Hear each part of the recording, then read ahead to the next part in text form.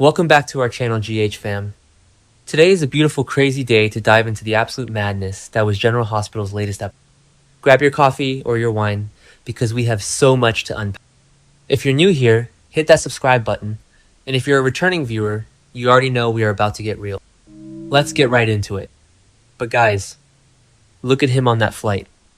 He looks so roughed up, so completely exhausted and drained from whatever absolute hell he endured at that WSB black site in Jakarta. You can see the heavy weight of the world just pressing down on his shoulders as he sits there, deep in thought about his future. He just got some unexpected news in captivity, and he is facing a total roller coaster of emotion. And I am just sitting here screaming at my television because we all know Jason is not the same man who left us. The trauma of being locked up, of taking the fall for Rocco shooting Cullum, it has fundamentally changed him. I mean, remember when they tried this with Jason years ago? When he came back and everyone expected him to just fall right back into his old life, his old habits, his old role as Sonny's lethal enforcer? Yeah, didn't work then either. But this time, it feels so much deeper. I am fully predicting that Jason is going to make the massive decision to walk away from the mob entirely. He wants to focus on his family, on Danny, on just finding some peace for once in his tragic life. And honestly, I am here for it. But Sonny is going to completely lose his mind when he realizes his right-hand man is done with the violence. Wait, I'm getting ahead of myself. Let's talk about the absolute mess that is Carly, Valentin, and Jack Brennan. Because I am sorry, but Jack Brennan is out here spitting absolute facts. He runs into Carly at the hospital, and he just drops this massive truth bomb right in her lap. He cautions her about the dangerous road she is headed down with this new romance. Brennan basically plays up Valentin's ancient, deep-rooted fixation with Anna Devane, and he tells Carly straight to her face that she will never, ever have Valentin's full attention. And he is right. I mean, am I the only one who sees this? Carly is kidding herself if she thinks Valentin is ever going to put her above Anna when push comes to shove. Valentin and Anna have this toxic, magnetic pull that defies all logic and reason. Carly is just a pit stop, a convenient distraction while he was hiding out in her attic from the authorities. So when Brennan tells Carly that this is a huge mistake, I am literally cheering at my screen. Brennan might be a manipulative schemer, but he is not wrong about this. So of course, what happens next? Valentin goes straight to Anna's apartment. I mean, you cannot make this up. Jocelyn Jacks, who is currently recovering from her gunshot wound at GH, is playing 4D chess right now. Jocelyn gives Valentin a message to deliver to Anna. But, let's be real. This is totally a ploy. Jocelyn knows exactly what she is doing. She is counting on Valentin's obsession with Anna to reignite the second he is in her presence, hoping it will cause a massive split from Carly. And honestly, Jocelyn is kind of a genius for this. I know some people are loving this Carly and Valentin romance, but personally, I think it is a disaster waiting to happen.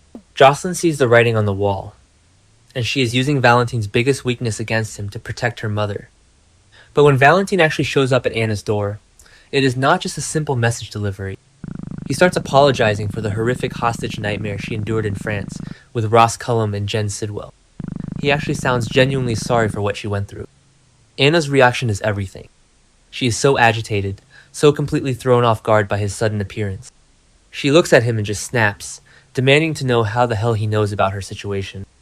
Because Valentin has been keeping tabs on her this entire time. He knew she was in that French clinic, he knew she wasn't on a WSB mission, he knew everything. And while he is standing there, trying to be this comforting presence, Anna is internally falling apart.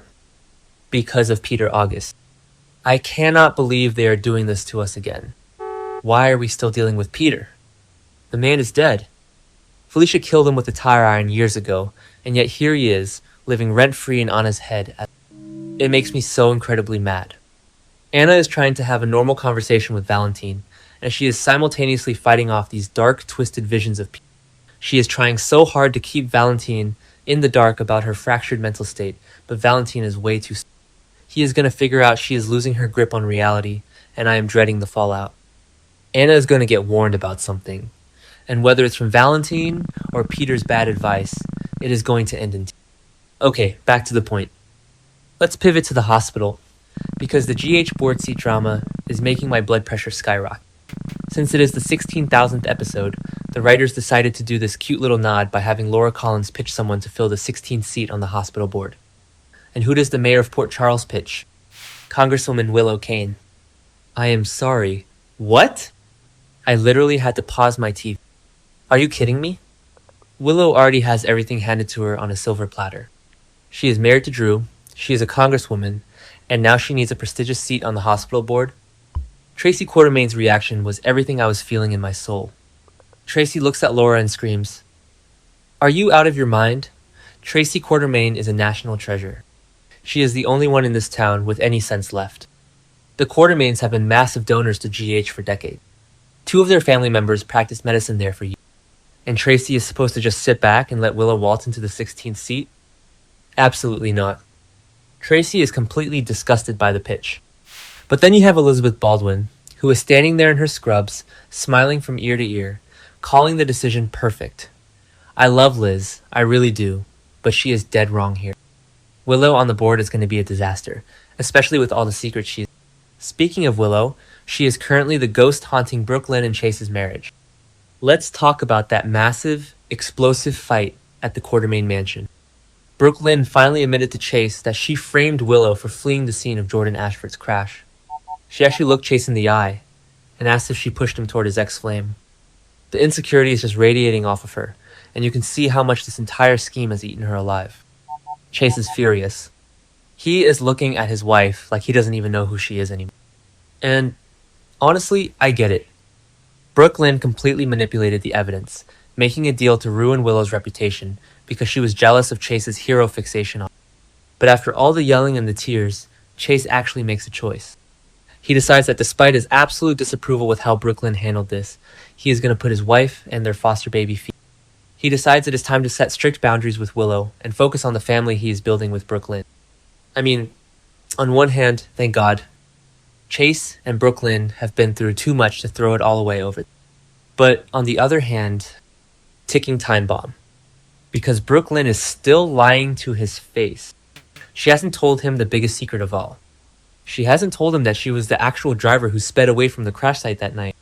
She was drinking, she panicked, and she drove off.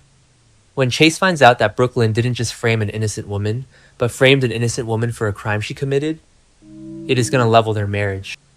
I know some people are loving this messy drama, but personally, I am so stressed for them. Brooklyn is setting herself up for a catastrophic downfall, and this secret is absolutely going to come back to haunt her down the road. I am not ready to see Chase's heart break all over again when the real truth comes out. Finally, let's talk about my girl, Britt Westbourne. Lucas Jones catches up with Britt, and they are both just shaking their heads in disbelief. Britt is officially a free woman again. The horrific nightmare of being gaslit into thinking she had Huntington's disease, injecting herself with saline placebos because of Ross Cullum's sick games. It is finally over. She knows she doesn't have the disease, and she is completely in the clear. Lucas is asking her what her future looks like now that she has her life back. And you can see the wheels turning in Britt's head. But she doesn't get much time to relax because she is already making bombshell accusations at the hospital. And who does she run into? The brand new, sizzling surgeon, Dr. Tristan Roberts, played by the incredibly handsome Dean Geyer. Their first encounter is so tense, so antagonistic, and so perfectly soapy. They get off to an incredibly rocky start, and I'm calling it right now. Enemies to lovers. Mark my words, they are going to be the hottest couple of the summer, and I am 100% here for it.